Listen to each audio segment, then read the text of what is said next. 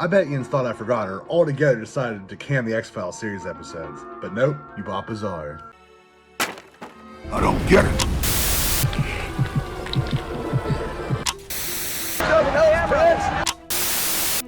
Hi, I'm Tom Savini, and you're about to watch Terror Reels. The best thing out of Pittsburgh since Clemente with the Pirates.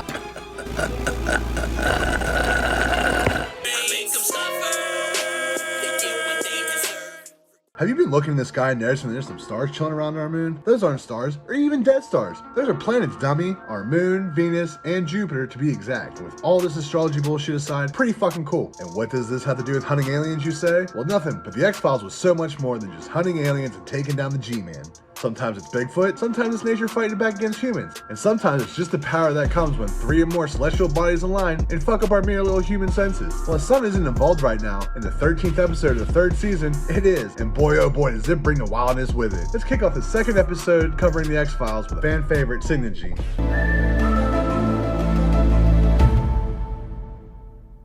We open today's episode with a super young ass Ryan Reynolds talking at a candlelight vigil for his fallen friend. This town has been spooked by whispers and murmurs of this local cult practicing their occultism. Well, I guess not really murmurs or whispers, as we'll see shortly. They're literally screaming about the cult influence in their small rural town. Hopefully Jim Jones or Asahara Syoko aren't around this town playing their Dungeons and Dragons bullshit, or the G-Men would really have lost their shit. Probably doesn't help that this high school's logo is a goat, but whatever. Anyways, this is where we meet our secondary main characters of this episode, Terry, played by Lisa Robin Kelly, and Margie, played by Wendy Benson Landes. They're touched by the words from Ryan Reynolds, but they're also scared about the local cult too. They heard that the next victims were going to be blonde virgins. God damn it, Ryan Reynolds would not let more of his friends die at the hands of this cult. He offers them a ride home, and on the way takes a little detour, where I'm assuming he digs them down, because next thing we know, Ryan Reynolds is fucking dead. Looks like he hung himself.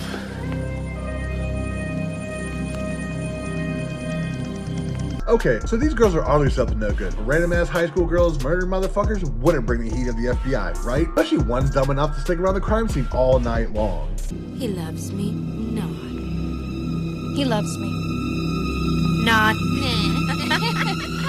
Yeah, drop in for shit like this because these girls are full of dumb shit. Next we find our 2 main agents, Fox Mulder and Dana Scully, played by David Duchovny and Gillian Anderson, coming up to this 4-way intersection. In typical X-Files fashion, Scully suggests one way and Mulder goes the other. They eventually find this town and stumble into Ryan Reynolds' funeral. Also in typical X-Files fashion, Scully thinks this cold shit is a bunch of nonsense. This town is just an irrational mob thought. Mulder plays ball though. You detect a hint of skepticism or incredulity in Agent Scully's voices because of the overwhelming evidence gathered by the FBI debunking virtually all claims of ritual abuse by satanic cults. Remember the simpler times where we just blamed all the world's woes on Satan? Those were the good old days. Don't forget, I tweeted this isn't just a few loud members of town thinking this town is under a curse ran by the devil. It's everybody in town thinking it. How long are we going to stand by and watch our children die while Satan's soldiers run free in this city?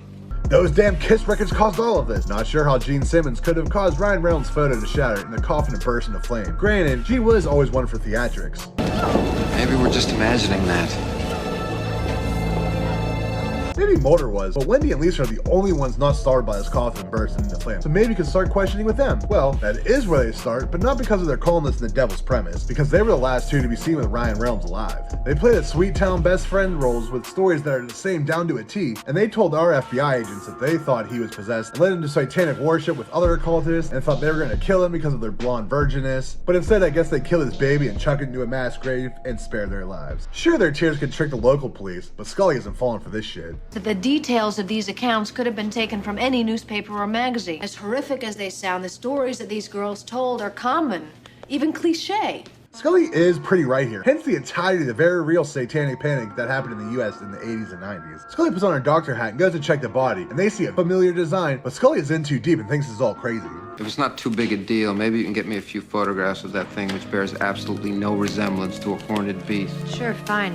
Whatever. Stops by Detective Angela White's house, played by Dana Wheeler Nicholson, to get some info and saves her cat. And I thought with the threat of satanic animal sacrifices looming, maybe you should keep him inside. He apologizes for Scully's blatant skepticism, and even spits some game. I was hoping you could help me solve the mystery of the horny beast. Good old Mulder. In typical fashion, Mulder gets the picture he asked about and heads straight to a local psychic to see if she has any tips or leads, since you know, she can tell the future. I don't think this small town will let this lady stay around with her witchcraft if they legit think their children are dying from occultism. But she goes on to bitch about how she thinks the satanic pagan is crazy, how she should have seen it coming, and the woes of being a small business owner. Then she drops some knowledge bombs all over the place. Well, we're heading into a rare planetary alignment where Mercury, Mars, and Uranus are extreme influences.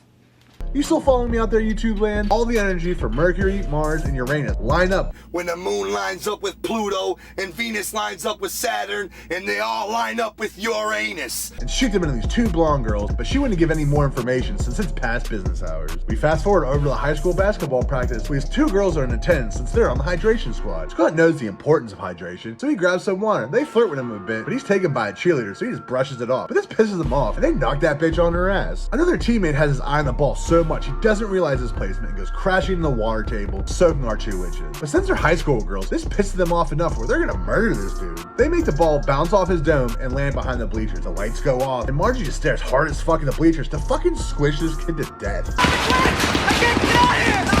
Come on, help me!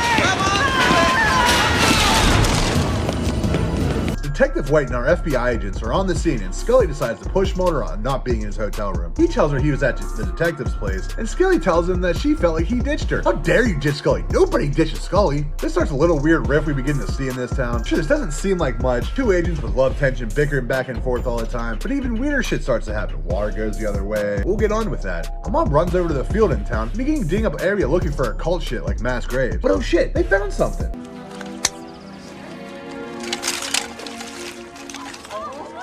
They're child's bones!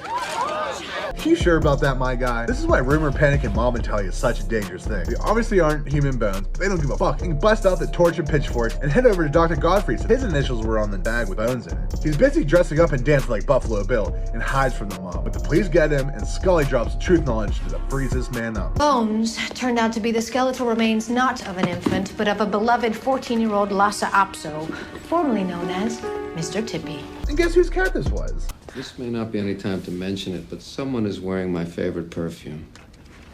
Can I have a word with you? Scully needs to hit Mulder on the nose with a rolled up newspaper here. He keeps getting this thing for the detective lady, and it's always gonna fuck up their work they're doing here. Finding the truth that's out there. It doesn't work though, and Scully says fuck it, and she's heading back to Washington in the morning. Well, later that night, we find a bunch of kids celebrating Terry and Margie's birthday bash. And they're the only two having fun at this party. They knew the one thing on spice of any party I was at in the 90s. Satan? Oh shit, you're gonna marry Satan? Look lady, there are a lot of things out there that could be worse than being the wife of the king of hell. Quit your complaining. I guess Harry and Margie thought this shit was child's play because we find them. Bloody Mary, 2 Bloody Mary, 3 Bloody Mary, 4. Hell yeah, who didn't do these things at the teen at parties? Occultism was the best, even though the rules change no matter where you're at. This girl busted in the bathroom, find them playing Bloody Mary, and then all of a sudden we're panned downstairs and we hear the girl screaming from the bathroom. We quickly cut over to Mulder getting drunk in his hotel room, alone. We notice it's the same Benny Hill-ass skit on every channel. And this is the 90s, and I'm sure there's more entertaining shit on the television. Scully is even noticing the same thing in her room while smoking cigarettes. Shit that they both don't really do. Remember how I said weird shit was going on? Well, Mulder is way more professional than this shit. I like weird. I feel weird. Scully gets a call about the girl from the party dying and stumbles into Mulder and Detective White about to get the freak on. Poor Scully. They go to head out to the scene of the crime, but before they do, they get into another spat. Because you're the guy? Because you're the big macho man? No. I was just never sure your little feet could reach the pedals.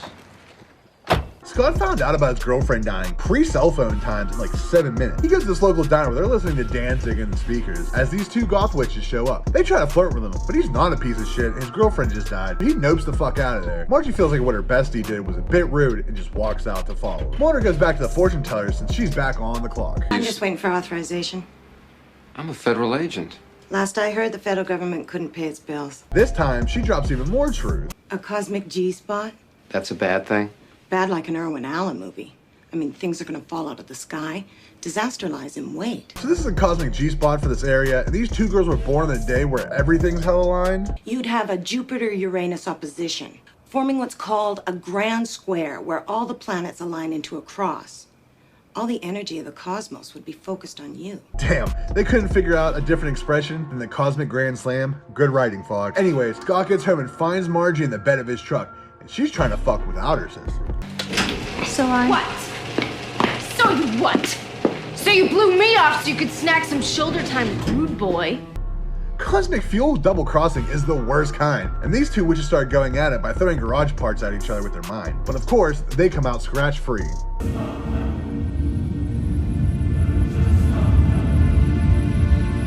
Well, but nothing good ever happens when people fueled by astrology get pissed. Cats and dogs living together, mass hysteria. This is enough for another mob to form, and this time they got guns. Margie calls Mulder to snitch on Terry, and Terry runs up on Scully to snitch on Margie. Well, let's hope this mob doesn't get to them first, so the FBI can handle this situation properly. Wow, I never thought I'd be saying some shit like that. Mulder goes to the garage where he finds Margie crying in a dead Scott, while each witch is complaining her side of the story, and matches up on each side just like their alibi did earlier in the show. These fucking witches. Our agents get into contact with each other, and decide it would be a good idea to get them both down to the cop shop at the same time. Mulder kind of fucked up here, considering what the fucking psychic told him. And the building begins to shake. Let these witches rumble!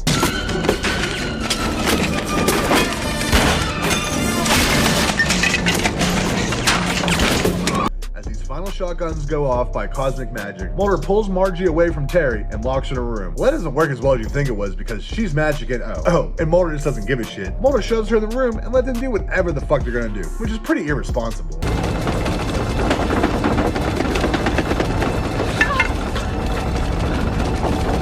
Or was it? Mulder knew that midnight was approaching and the cosmic witch beam was about to pass through their town. This place shakes a bit, and to add tension, the mob gets there and they're gonna shoot the fuck out of these kids like savages, but when they open the door, they find the two crying girls, and I guess everything is okay. Mulder gives us a nice little monologue on what's going on, but I think it was Satan.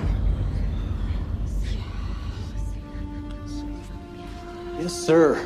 sure, fine, whatever. And that's that. Our agents pack up and head back to Washington, D.C. We'll continue to get wild-ass assignments as the FBI's most unwanted. Thanks for watching another episode of Terror Reels, a special X-File episode. I gotta get back into making these episodes on the best show that's ever been made, unlike the fucking Sopranos. There will be few and far between, and next week we'll continue with a horror. A cosmic horror. See yous then. Terror Reels, Terror Reels.